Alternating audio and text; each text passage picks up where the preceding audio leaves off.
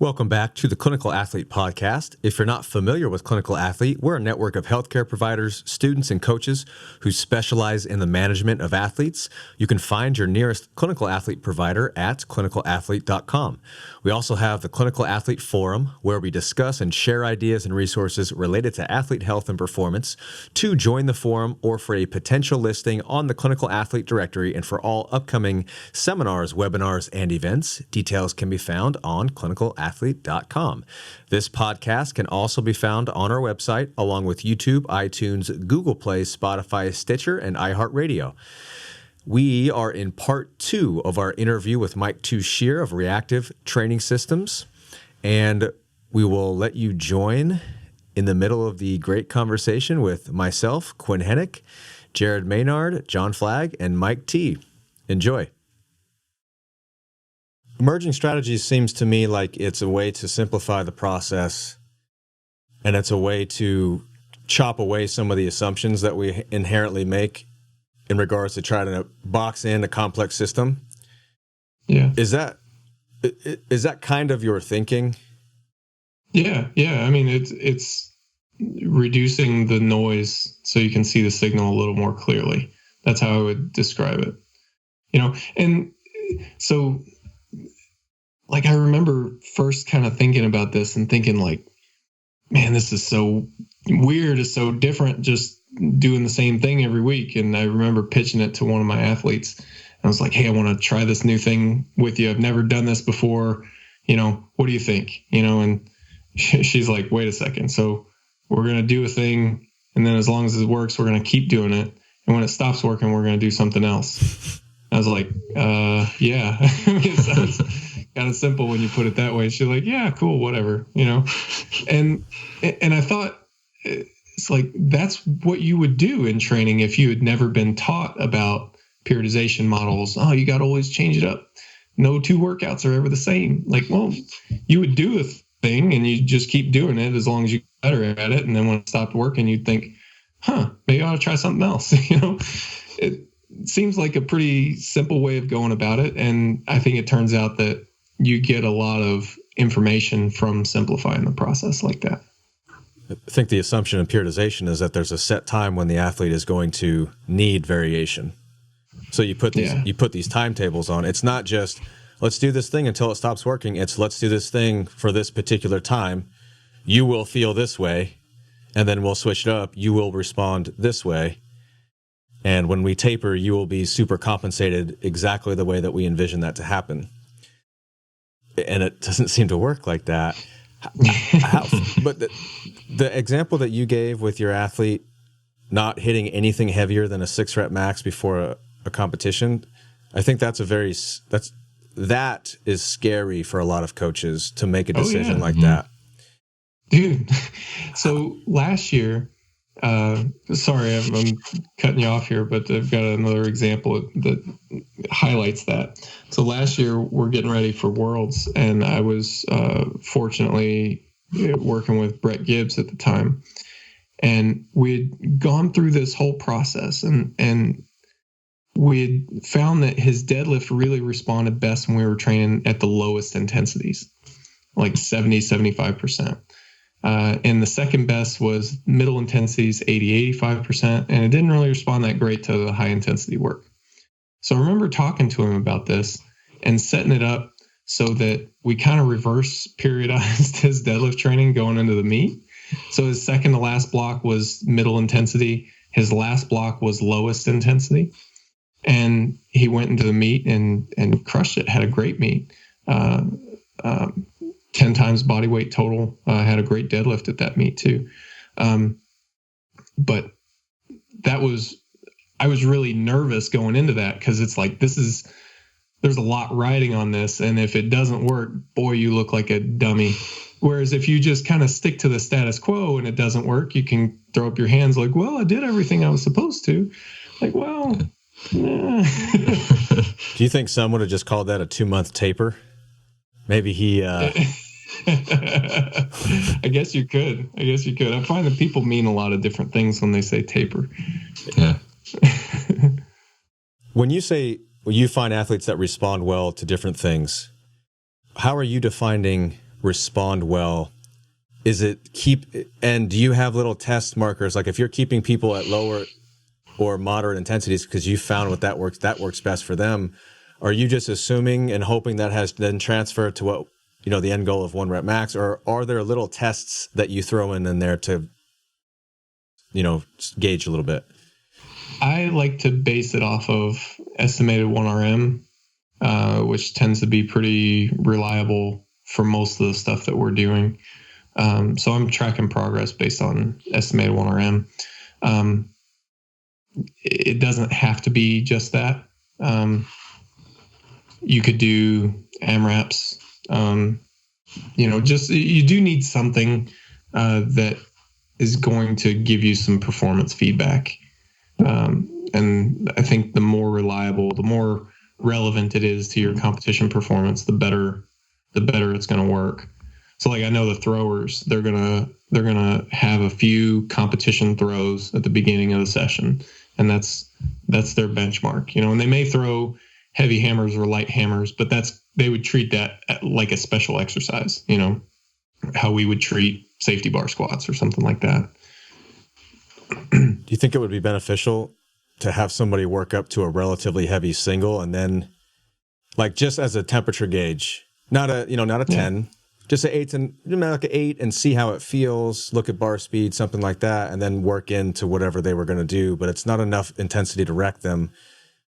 Yeah. But no, I really like that as a benchmarking tactic. Single at an 8 RPE or something like that. And then back off work after that. That's a really good way to benchmark progress and have it be relevant. I do find that we went through a period where we were doing that like all the time, and that got overused too. Anything that's in the program all the time is going to get overused, and you have to take some breaks from it. Just max out every day now. They forget it's not back to Bulgaria. Yeah. Right. It all comes back to that. Do you let people take advantage of opportunistic days? Because I know that you said that the RPE is the same relatively from microcycle to microcycle. Now that could mean the load on the bar changes. I think people confuse that. You can do a heavier weight at the same RPE, and that's an indication of success. You're getting stronger because it's taxing you the same, but it's heavier on the bar. The external load's heavier. But what if you had, let's say last week we were doing triples at 8, and it was a true 8. Maybe it wasn't even an 8.5. You kind of overshot a little bit. This week, that same load feels like a 6. Man, it's moving. Mm-hmm. And this is an athlete that's right in front of your face. You're watching them. Do you take advantage of those days in the sense of, you know what, this is a day that we might not have next week. Let's just go for it. Let's go up until there's a 9.5 on the bar and see where we're at. Or is it more, let's just stay the course because auto regulation helps to steer the ship? Yeah. Context dependent. So some things that might govern that, the importance of the block. Like I know that if we just, hey, whatever, let's send it, that's probably going to kill the block. I find that it's rare that we'll just send it in this workout and then we'll come back, even the next week and just keep progressing like we would have expected to. Nah, it's probably going to be the end, So if we have time to kill this block and still reorient and be on pace for whatever competition we're training for, then yeah, that'd be fine. And maybe even beneficial, because how often do you get to go for it, and that's another thing that is kind of part of Bondarchuk's original philosophy in this is that, if you think about kind of a traditional planning approach, how many sessions does the athlete do when they're training in a real peak condition, when they're really at their best? It's like everything is leading up to that, but then you only get a very short amount of time there. So one of his original ideas is that if you have this single stimulus, and for him it was one training session that repeats, you're going to get a lot more peaks per year, and that you'll get a lot more exposure to training in that peak condition. So if you think about it that way, if you assume that training in a peak condition is valuable, then hey, if you're having one of those days and and you can afford it, then yeah, I mean, that would be cool, but it will have some costs, and can you pay those costs? It sounds like go ahead, John. So when people hear that, the one thing they kind of red flag in their head or they get an exclamation point is fatigue. What are your current thoughts on fatigue and its impact, especially when we start talking about that kind of training? Man, so fatigue is kind of a mystery to me right now. I think that especially in like the evidence-based powerlifting, bodybuilding communities, we've kind of relegated fatigue to this unwanted byproduct status. It's not important. Fatigue is related to muscle damage. Muscle damage isn't useful for hypertrophy. It's not useful for strength. It's disruptive to technique. So it's this unwanted byproduct of training. And I don't know what it is. It feels like something is missing. It feels like, I see how we got there, and I see like how our thinking kind of arrives at that conclusion, but it just feels like we're missing the forest for the trees, that there's something essential that fatigue can be telling us that's outside of its physiological. Like it doesn't have to be directly stimulating of muscle hypertrophy, for example, for it to be useful in some capacity. Well, you mentioned the example of taking advantage of the opportunity, pushing the red line a little bit, and just signing off on the fact that there's probably going to be a little cost to that. Yeah.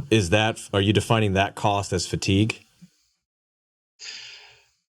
I don't know. I mean, it's tough to differentiate, right? So if I say, okay, we're in session 4 and you're having a great session, so we just go for it. Session 5, the performance is worse. Is the performance worse because of fatigue or something else? Because there's a lot of other, it's really difficult, I think, to nail down a definition of fatigue. And I don't think the definition of fatigue is that closely related to performance. Because I've had athletes who are absolutely fatigued. They feel wrecked, near the point of injury, but are still performing well. It's not, they're just not that tightly related. There's other things that are affecting performance other than fatigue. Fatigue definitely does affect performance at some point, but that's a lot more of a fuzzy relationship than I think we wish it was, Well, we can look back a little earlier in the conversation and start talking about fatigue's relation to their expectations. If they've had a crappy training cycle where they're tired before and they didn't have a great day, how much do they come in and go, well, I'm tired again, this is going to suck. Right. And some people they don't think that way. They're tired and they're like, I'm still going to get after this. I got to do what I got to do. And they just PR everything in that state. So I'm with you. I don't know if it's as great of an indicator for performance as we claim it to be. Yeah. And I mean, I've seen it go the other way as well. Like, you've got whatever training intervention and, you keep going until there's a performance degrade. Whether there's volume manipulations or not, you keep going until there's a performance degrade, and we say, oh, that's fatigue. That indicates something about your level of fatigue tolerance or something like that. Like, well, how do we know that? Like, if we're saying fatigue equals performance, like that doesn't seem right, It's got to be a proxy for something else, but it's hard with the psychological component as well. Because for some athletes, if they feel a certain way, that lends itself to like what Jared said earlier. It's almost like a self-fulfilling prophecy. I feel tired. I'm probably going to have a shitty workout. Whereas other athletes don't necessarily, and maybe it's because they're experienced and they know patterns and they know not to necessarily listen to something right off the bat. Or maybe it's just athletes who don't care and they feel a certain way, but they're still going to go into the gym and do their normal thing. And if the day shapes up to be fantastic, that's awesome. And that happens a lot. It's hard to know when we're talking about fatigue, how the psyche responds to the feeling and how willing you are to touch it a little bit, to keep touching it. Because sometimes just starting your warm-ups is not good enough either. That still feels like shit. But there's like that thing that just clicks and all of a sudden you're at your top sets and it turns out to be a really good day. Those are the things that you just can't explain. Now, the rebuttal to that would be, but you're constantly pushing the red line. Your body was telling you something for a reason. Maybe you can always supersede that if you wanted to, but what's the accumulative cost of doing that on a consistent basis where you're not thinking long-term, you're just thinking session to session. That's the rebuttal. I don't steer that way generally. My thought is get the most out of every single session as you possibly can. And if things accumulate to the point where you can't manipulate yourself out of it, then it's pivot block time. Right. But to me, that's just hard training. I agree. I think you have to win the training sessions, right? Like you can't expect the block to just magically be great if you're not winning training sessions along the way. And sometimes that means, hey, suck it up. You've got to figure this out. And there's value in that. Should you do it every time? Probably not. There's some limit there, but the limit isn't, never do that. You shouldn't go too far the other way either. I think just the fact that you show yourself. So I had a happy example of this on Thursday this week. So I'm doing these front squats. Brutal. So I'm doing these front squats, and I've got in my head that it's like a high box front squat. I do weird stuff in my training these days, but I'm doing sets of 10, and I got it in my head that I want to try this 405 front squat for a set of 10 off this box. And I've been working up to that. Last week, I was working up to it, and it is one of those sessions that you were talking about, Quinn. Like it looked like it was there, but I was like, the prudent decision is to go 395, not 405. And so that's what I did, and I crushed it. 405 definitely would have been there, and I thought, well, that's fine. I played the smart game, and I, held the line. I waited, I'll wait for a week. And so this week I come in and everything felt like garbage. Like I had my two work sets before the top set, like they were terrible.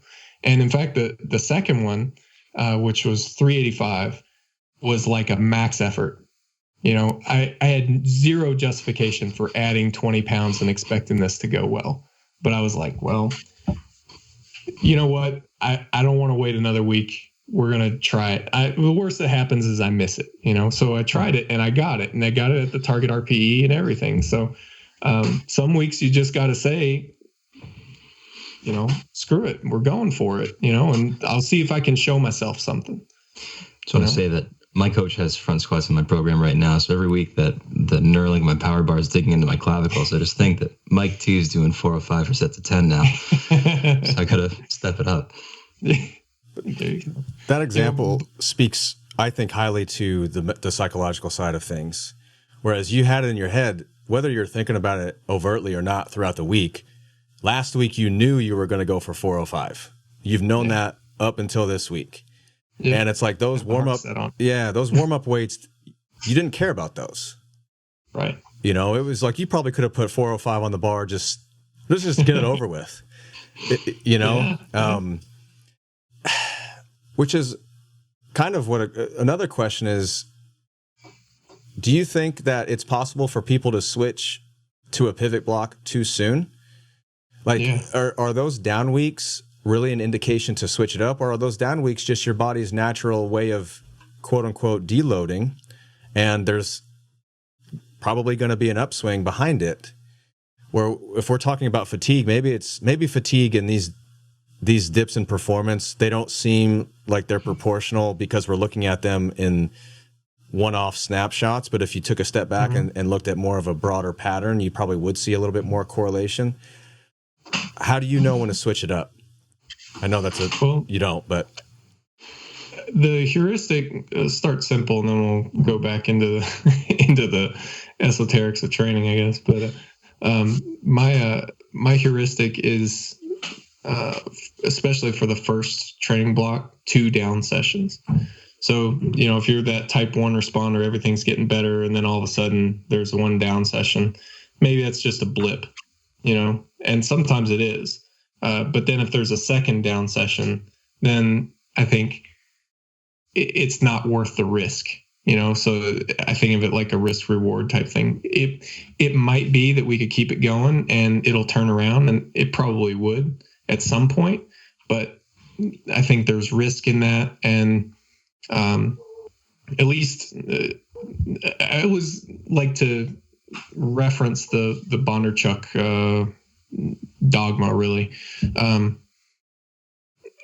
At least according to him, is that once you hit this peak condition, if you keep going, you kind of bounce around between dips in performance and then back up to a peak condition, but you don't really go much past that. Now, I mean, the whole notion of like Bulgarian style 1RM, like repeated 1RM training is that, right? That eventually the trend line is going up, although there's got to be a limit to that too. And then the question is, like, what's going to make it go up faster? Well, you could also say that there was just selection bias. Whoever happened, that maybe that system just happened to be the best system for a particular set of athletes, and those are the athletes that survived. Yeah. When you say 2 sessions, do you mean 2 subsequent training workouts, or do you mean 2 microcycles? Oh, 2. So maybe potentially 2 weeks. Right. Or depending on what you're doing, but too bad. So what I've found is that there's kind of a feeling that athletes associate with that peak condition. For me, it's boredom. Like, training is interesting. It's fun. I look forward to my training, but I know that once I hit that peak condition, I'm like suddenly very bored with it. Like, I just don't want to do this anymore. So some sort of novelty introduction helps with that. It's that for a lot of people, but for others, it's like Isabella describes it as, like, in the beginning, she feels you like in week 1, you feel good, excited to train, but then you start the training process and you're not in a peak condition anymore. So the performance is bad. So there's kind of this dissonance that happens. It's like, man, I want to be here, but then I'm screwing everything up. It sucks. But then in week 2, that improves, and you kind of go through this thing of gradually improving. And she says for her, when she's coming close to the end, she starts to feel very, very strong, but also a bit fragile. Like, she doesn't want to get out of these certain movement patterns, and then peak condition. If we were to keep going, it would be like a performance decline. And I've had other lifters who they get feeling really, really beat up. Like, they're telling me, hey, I'm afraid that if I keep going, like, I know my performance is good, but I'm afraid if I keep going, then I'm going to get hurt. And that's not worth it, So, okay, this is where we're going to pull the plug for you, and that's kind of how I've based it. It takes a lot of work on the coach's side. Yeah. You got to really be in tune. Yes. I think that's like the benefit and the main detractor, right? That I think this works great if you're a coach that's switched on, that is attentive, that frankly has some knowledge to bring to the table. If it's creative problem solving. So if you have nothing behind you, like you don't have any experience with this at all. Like if you ask me to build your website, I don't know how to do that. Like I'm going to have zero problem solving capability. You have to have some requisite variety behind you, you know. And I think that this really highlights that, because you're stripping away all the framework that fills in a lot of those gaps for you in a more traditional planning model. You know, like a traditional planning model, we say, well, the intensity is going to gradually rise. It's, you know, the volume is going to gradually decline. And now you say, get rid of that. You tell me what to do. You know, are we going to increase the intensity or decrease it? Or maybe it's the same and we're just going to change movements. You tell me. You know, if there's no planning paradigm to fill in those blanks, then it puts a bit more pressure on whoever it is writing the training. I think it makes. But that's where that relationship between coach and athlete becomes so super, super important. Yeah. I really like to lean on athlete input for that too.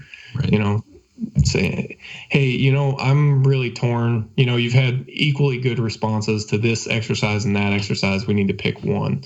Do you have a gut feeling? You know, and if they do, then I see no reason not to go with that. It makes the conversation of fatigue even that more relevant to me, because you're always attempting, first of all, you're always attempting to tinker, but it's like, if we can't define what fatigue is, I think, you know, it's at some point the body, like if I don't eat for 6 months, I'm not going to even come close to that. Like I'm going to die. But there are people, you know, these crazy stories, these crazy anecdotes of people surviving months without food. And it's like, what was there a precipitating, was there a motivation behind it? Or there's all these different factors. So it's like fatigue to a point, you can always, like, physiologically on a biological level, you can impose enough stress to break somebody at some point. So fatigue becomes more of a performance fatigue, one-on-one kind of factor there. But especially in powerlifting and barbell sports in general, we're probably not getting to that point much often. But then there's these other factors of motivation, boredom, because you can be bored with the exercises, but you can also be motivated and kind of push through that boredom if you know that I've got a meet coming up and I'm doing these exercises. Like, I'm not having fun training, but this is practice. I'm going to have fun at the meet. But you can be motivated, but just hate the training. It's like, I'm so sick of, I love powerlifting, but I'm so sick of these fucking exercises. And that's just this conglomeration of factors that maybe fatigue is just a proxy for all of these things. And you're trying to gauge one or the other. And if you tinker with one, maybe that pushes you another microcycle or so. And if you find that no matter how you spin it, the athlete's telling you that they feel broken, you're seeing performance also, and you're just the way that you're talking to them, wellness questionnaires, there's all these factors contribute to you saying, all right, time to pivot. Yeah. Well, there's kind of this uncoupling, at least to me, that happens between, if we can define fatigue just for a minute as, you know, the athlete's perception of their own recovery status, their own healing, something like that. There's an uncoupling that happens between that and performance with this type of model, because in the beginning of a development cycle, they feel great. Usually they're coming off of the pivot, they're motivated, they're feeling rested, but performance is at its worst. At the end of the block, a lot of times they're feeling beat up, they're feeling not the greatest, they've gone through an entire development block, but that's where their performance is at its best, you know? And if you use that for planning your time into competition at that point, say, okay, you peak in 6 exposures, so you put the competition on the 6th exposure, reliably performance will be at a peak on that competition day, you know, and you work backwards from there. Okay, that's great. Performance will be at a peak. The athlete will also feel crappy, you know? Now, if you can get everybody okay with that, I think it works just fine, because the thing you care about is the performance. Like, you just smoked some PRs on the platform. I don't really care that, you know, didn't feel good when I did it, right? I would rather have the PRs. you can feel good later. But it also has a potential to make athletes really nervous, because that's really unusual. Usually we want to feel good and rested, and it breaks down what we think of as the taper into competition. That's another mind fuck, and not just for the coach, for the athlete too. The traditional taper is so interesting because you expect, it's like, okay, just let me get to the taper. Our athletes, we hear it, we're starting to shift a lot of our models as well, but some of them are still on kind of traditional blocks, and they're always, I just want to get to the taper, just get to the taper, just get to the taper. But that doesn't necessarily mean you're going to feel better. And now we've tapered your training. So you, in effect, have become slightly deconditioned. Like, we're hoping that your fitness level maintains and your fatigue decays. That's what the textbook tells us. But that may not be the case. And you could still feel like shit. Right. It's the peaking and the taper that I think are your emerging strategies seems so different. But those are also the time periods that seem the most confusing because of how we're trying to box in a complex system like the human body into this model that's supposed to be predictive. So, a year or so ago, I think about a year ago, I sat down with some other guys, and I was asking for criticism of this idea, because for a while it makes me really nervous if I don't see the weaknesses of an idea, because all ideas have them, and if you don't see them, they're still there, right? So I was wanting to get some feedback and for people to honestly make some criticisms of this. And one of the criticisms that Bryce Lewis suggested was this idea of tapering, or kind of the non-taper. So just to be a little bit more clear, the way that I would do it kind of at a baseline is just kind of what I said before. So let's say you peak on the 6th exposure. So you put that on the competition day and you work backwards. So training is normal going into the competition. The week before the meet, you do normal training sessions. The only difference is you might rest for 2 or 3 days prior to competing, just so that you're not fresh off a training session. Like, that's mini taper. A bit too much. Yeah. Right. Yeah. So it's like compressing that taper into an extremely short period of time. Right. His criticism was, maybe you could apply the same type of thinking. Like, there's all this thinking around optimizing the development cycle so that it produces a peak result for the athlete. You could apply that same type of thinking to a taper strategy as well. You know, what taper strategy can I do that's going to produce a peak result for the athlete? Maybe it's higher volume or lower volume or whatever. And I think that's valid. I think it's probably a good place to start to do this kind of non-taper approach, because it's going to reliably lead to a peak condition. It may not be the very highest peak that's achievable, but it's a peak. And that's something, you know. And then from there, you can maybe tweak it, modify it, maybe, reduce some of the volume, or maybe change something, you know. It's time to get creative at that point. Well, and the hardest part with that is when you say the highest peak possible, how realistic is that really? Like, it's such a moving target. Yeah. Well, the difference between, like, what if you could look at your crystal ball and say, you know, approach A is going to lead to a slightly lower peak, but a higher probability of hitting it.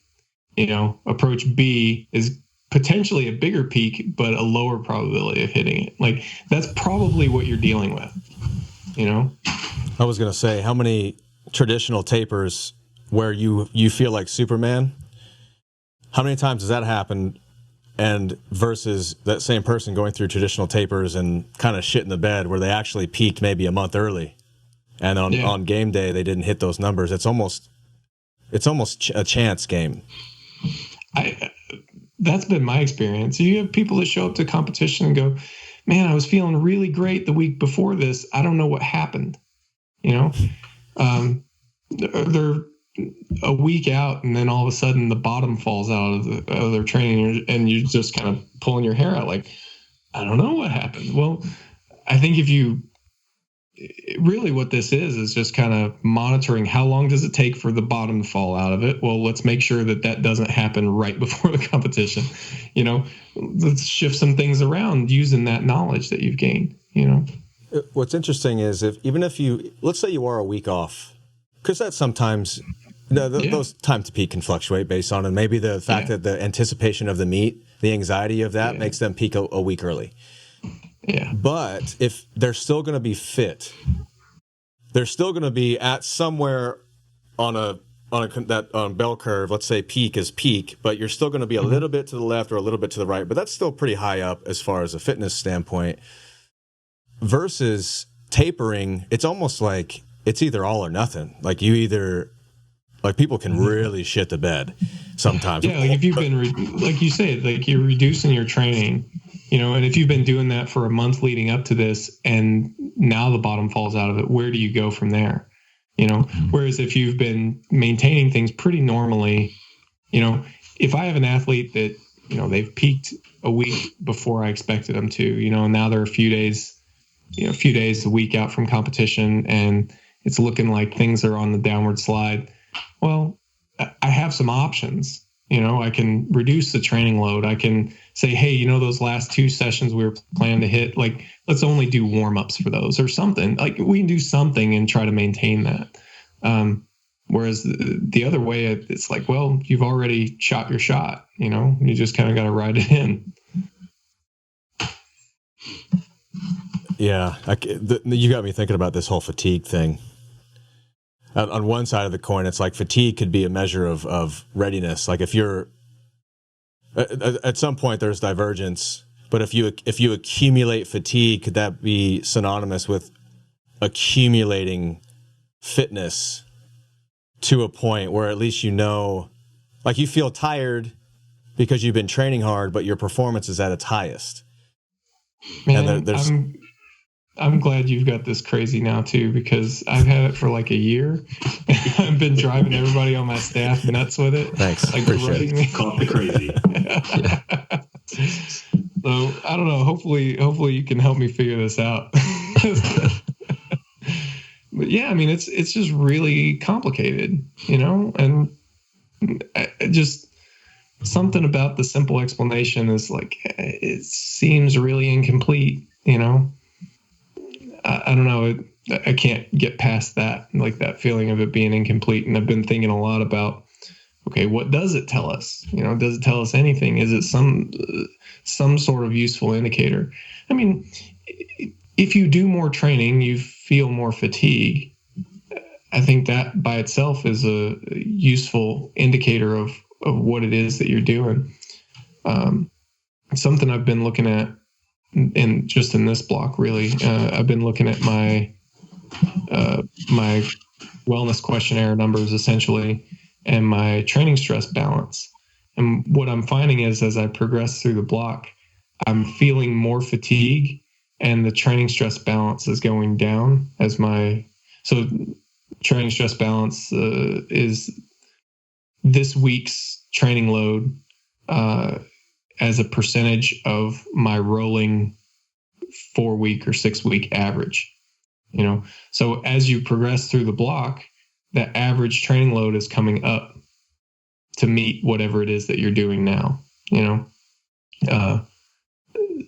So your percentage of that baseline is going down. So you get closer and closer to the baseline, but fatigue is accumulating, and that seems like an interesting thing that's going on, and I wonder how that relates to something like peak condition.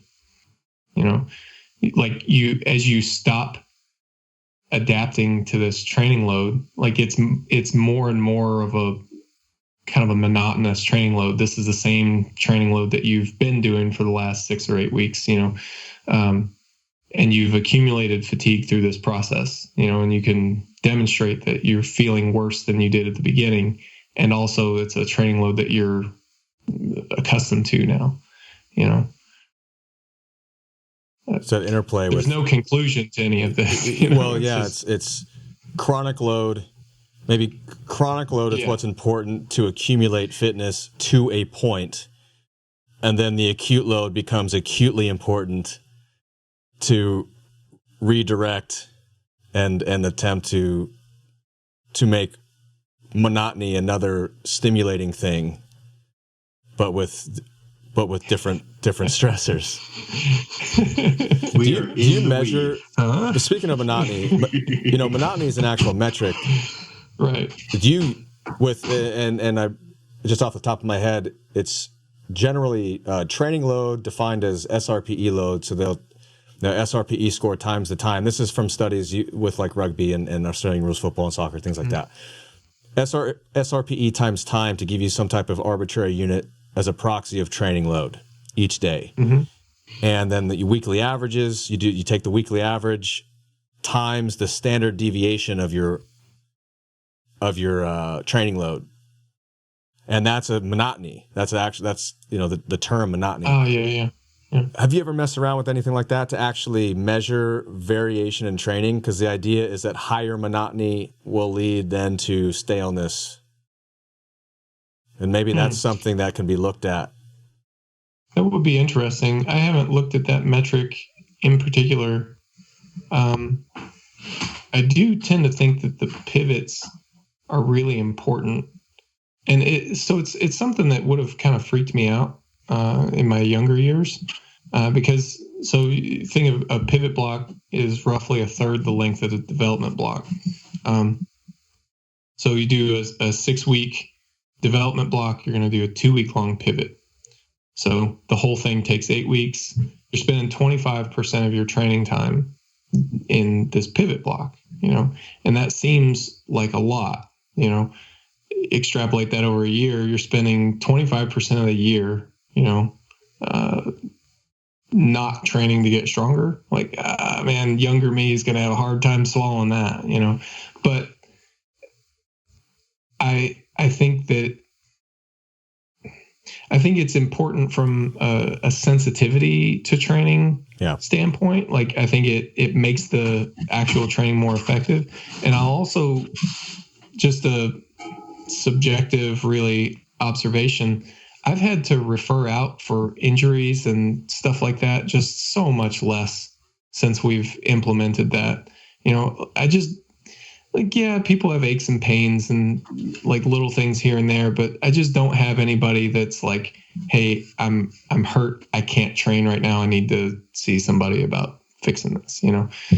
I just don't have that as much. And that by itself is probably worth the price of admission, Do you think some of that has to do with those pivot blocks increasing some motor skill acquisition and getting them more accustomed to the new variations before loading it up? It could be that. It could be just the fact that I'm trying to take some of the load off of kind of the same old things, so you spend 25% of your time not doing the competition exercises. I mean, although stuff like high bar squats is pretty damn close, but maybe it's enough. The fact that it's not as much loading on the things that always get loaded, and I mean, you're right though, like that is one of the specific goals, is to do movements that you don't normally get time to do or have the space and training to do. So things, different planes of movement. Like, one thing for powerlifters, a lot of times row variations and ab work, stuff like that gets put on the shelf. I mean, does any of that matter? I don't know, but it probably doesn't make you worse, I think the sensitization, resensitizing, the novelty is powerful, if anything else. Yeah. I think from a progression standpoint, yeah. Are the pivot blocks completely different exercises from the preceding microcycles? And if so, do you ever find that if the exercises are so different, you kind of get the inverse of a repeated bout effect because things are different and they actually get sore from the pivot block? Yeah. But I mean, I'm not too worried about it. You just kind of let it a little ride. sore, it's fine. Yeah. Yeah. But ideally, you would change everything when you hit the pivot. Like you would, like even the structure of training. Like you always squat on Monday. Well, now you squat on Thursday. Change the movements. You normally do full body workouts. Now we're going to do upper lower split. Or change as many things as you can think of. You want the pivot training to be really, really different. That's interesting to me because I think that a lot of coaches, their traditional deload weeks it's the same exact setup. It just may be a reduction in intensity or maybe volume and intensity, but everything else is the same. Yeah. And it's like, where do you go? I just think of it like from that sensitivity standpoint, like because it's supposed to set you up for your next development block, right? And if I know that I kind of want to be, doing this type of thing in my next development block, well, I want to make sure that you're as sensitive to that stimulus as possible. So we're going to do something that's completely different from that now. So that when we come back to it in 2 weeks or whatever, that you kind of have that attentional moment again where you go, oh, so what are we doing today? All right. So how much weight do I need? And so you kind of have to pay attention to what it is that you're doing again, So finding out all your different settings on the different racks and stuff like that. Like, what if that matters? The pivot block is different than the preceding microcycles, and it's also different than the future microcycles. Yeah, it's its own standalone. Yeah, thing. It's probably more important that it's different from the next microcycle than the previous. Yeah. Okay. Well, first of all, this has been awesome, Mike. Thanks for coming on. Thanks so much for the conversation. We could talk for days, and I know it's like midnight where you are. Well, so I'm thinking, Well, I'm thinking if we, we chew on these topics a little bit, we get you back on the show at some point in the future, and we can rehash some of this stuff and see where we are. Sure. Yeah. I mean, I'd love to. I really appreciate y'all's input on this stuff. Like that's, I don't know. I always learn something new, so that's good. Well, and something's got to be working. You got what, 20 people at World? Yeah. It's crazy. I saw the list on Instagram and was like, oh, that's so many people. Yeah. There's a lot of people. I kind of thought last year, I was like, man, I don't know what we're going to do next year. And now this year I'm thinking, I don't know what we're going to do next year. At some point we're going to hit a limit there. But no, it's good, man. I'm really excited. I'm going to unfortunately only be able to catch the open lifters this year. But I'm really looking forward to getting up there and I don't know. It's really nice too for me to, like, on that end of it, I get to go there and be there for the competition, but there's a lot less pressure in terms of like actually doing stuff because most of these people have like their national team coaches that'll be taking care of them and stuff. So I get to be a fan, and I am definitely a fan. That's really cool. Yeah. Mike, a few things. Can you tell people about the free resources that you have on your website and any projects coming up or seminars or anything you got down the pipeline and where people can connect with you? Sure. Connection stuff is pretty straightforward. Reactive Training Systems or Mike Tuchscherer. We're most active on YouTube and Instagram these days. We also have a free training log app on the website. If you go to reactivetrainingsystems.com, you log in and you click on apps, you're there. It's a web app. You can log your training, run block reviews, run meta block reviews. So like all this stuff, it's designed to give you useful information back, and kind of designed to work with all these concepts. Projects, probably the thing that's most relevant and the thing that I'm like most excited about right now. We've been in this process of updating a lot of the stuff on the web apps so it works better for mobile. So the edit workout screens, the screens that require the most data input will be mobile friendly in like 2 weeks or so. Nice. So I don't know how long it'll take you guys to release this, but maybe by the time this comes out. Yeah, just say now. They're out now. So hopefully I'm not late, right? But Right. but yeah, so I mean, that's a thing that we're really looking forward to. It'll make data entry just a little easier, a little more convenient, so that you get that information back out of it. So that's probably the thing that's close and exciting for me anyway. Awesome. Thanks so much again, Mike, for coming on. This was great. Yeah. And It was great, man. Yeah. Yeah, good to talk with you guys. Hopefully people are more confused after listening. That's always the goal.